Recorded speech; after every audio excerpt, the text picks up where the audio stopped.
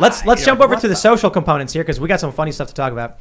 In this Reddit post from 2 X chromosomes, which is transphobic, by the way. Very transphobic. They write, just canceled a first date this week because I can't emotionally handle more men in my life after all of this. After the SCOTUS news, the idea of having to laugh at some dude's jokes and listen to him ramble on about his life and possibly kiss and have sex with him, knowing he has all the rights in the world and I don't, I just can't.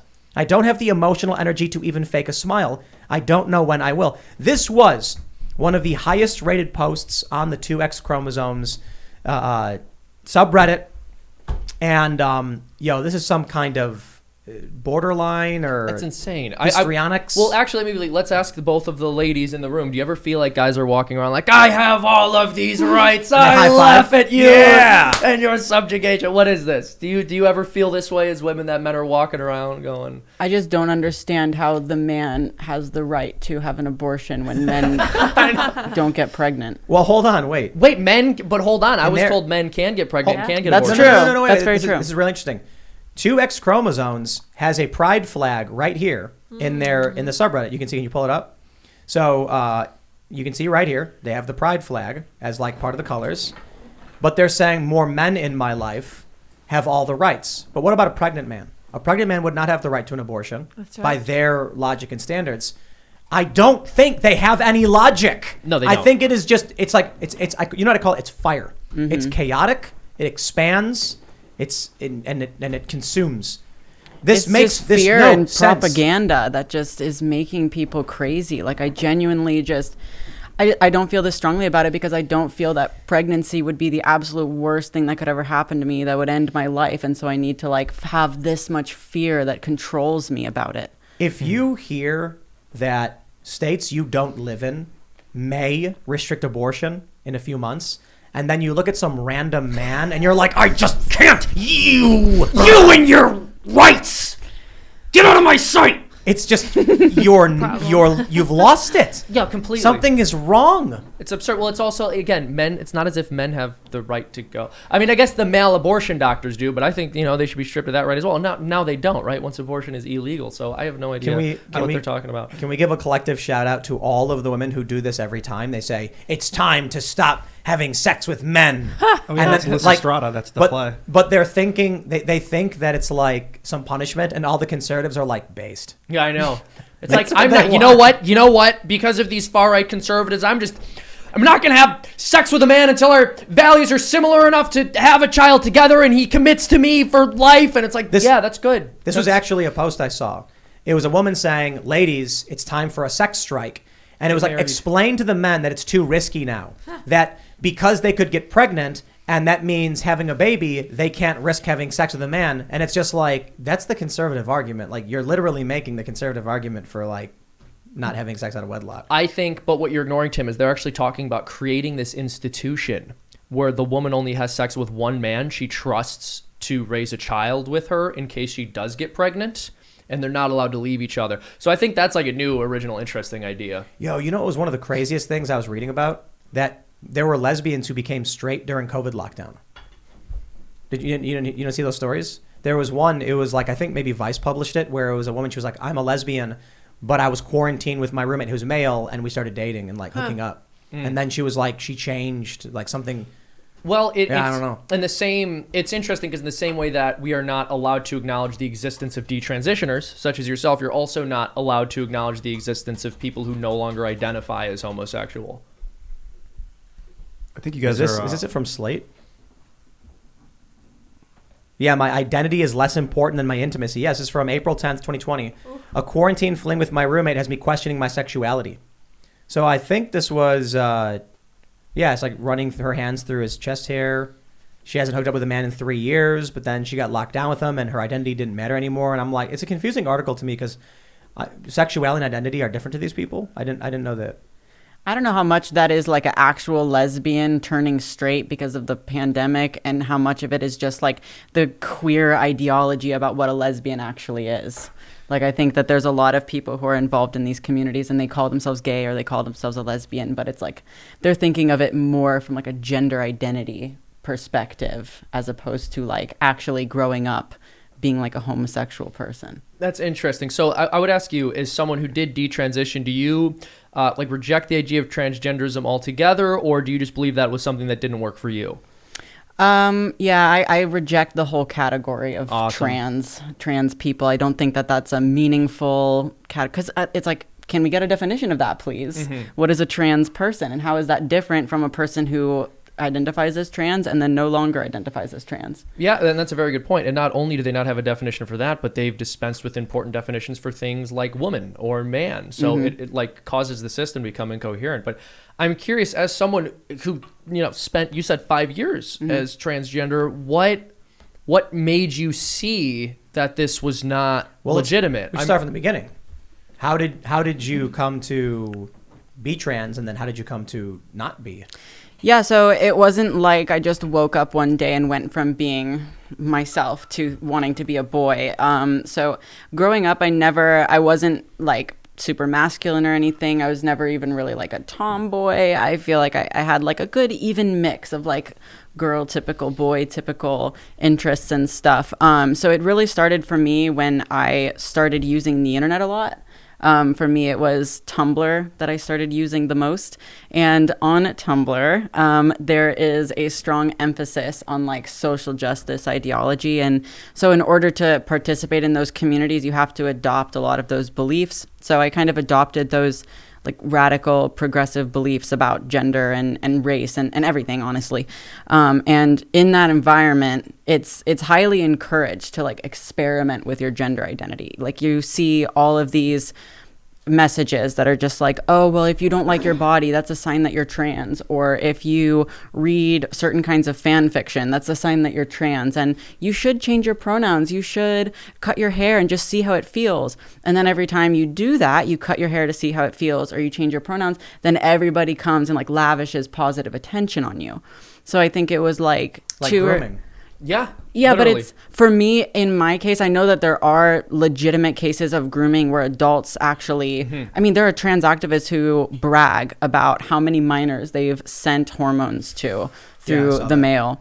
So that definitely is a thing that happens. But for me, it was mostly like just other teenagers who were going through, I don't know, loneliness, depression, eating disorders are also really common, who were just kind of all latching on to this idea that they were born in the wrong body, or they're meant to be someone else, and they can just discover that, and then they can bring that into the real world. That must feel very difficult, to think that you are not actually yourself, or you are not actually the person whose body that you occupy.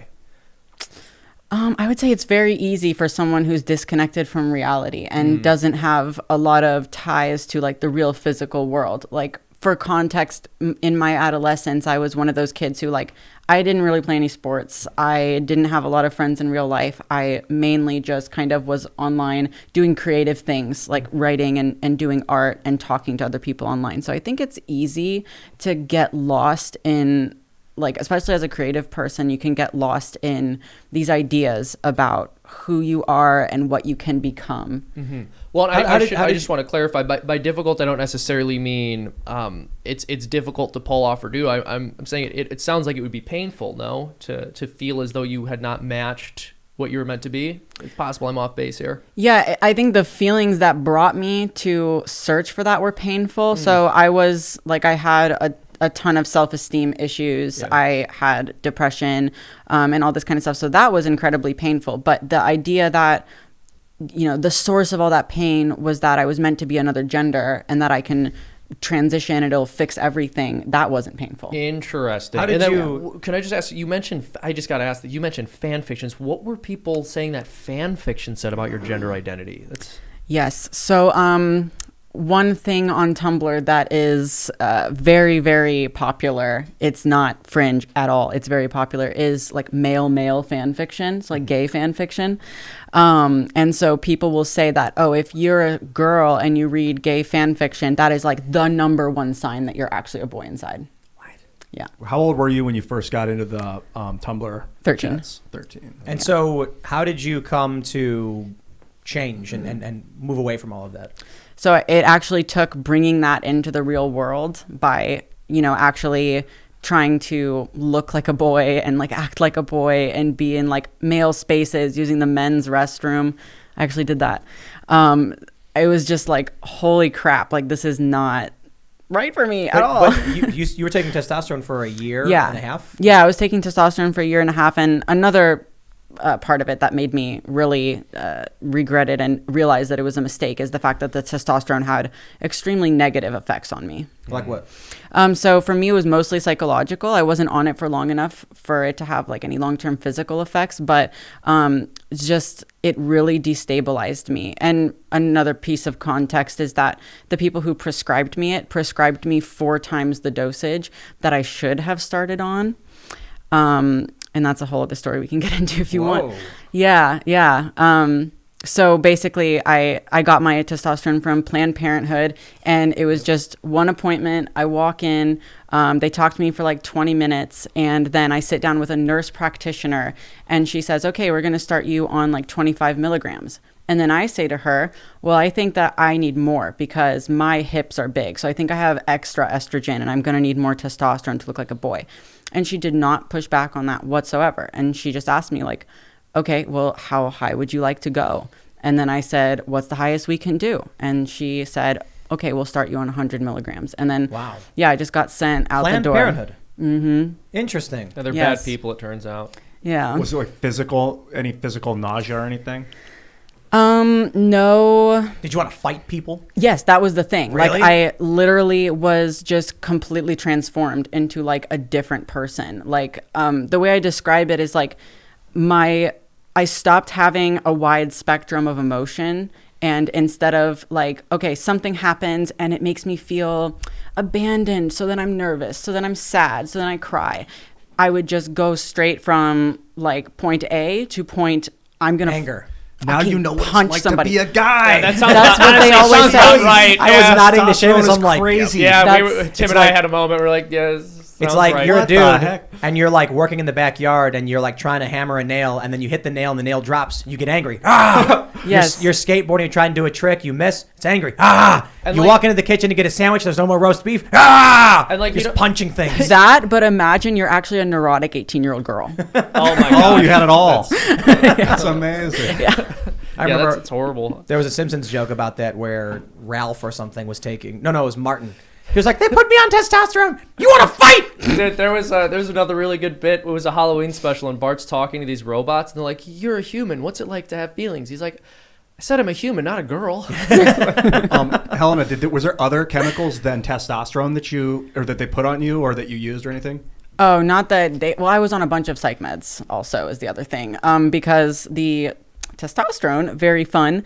The rage attacks that it sent me into were so intense that I ended up actually hurting myself. Oh man. And Wow. yeah, so I had to be hospitalized twice for these reasons. Rage. Yeah, like it was like totally nothing that I was ever prepared for. I don't even think it's normal for like men. Like I think it was beyond what is normal. Yeah, well, I mean, some people have anger problems, I guess. But psych Yeah, meds maybe- mixing it up. But they put you on. That your body isn't meant for that stuff, right? It makes Exactly. sense that Yeah, there'd my be body's some- not meant for it, and it was 4 times the dose I was supposed to be on. I wonder if the aggressive trans movement that we're witnessing is part of a testosterone uptake. Yes.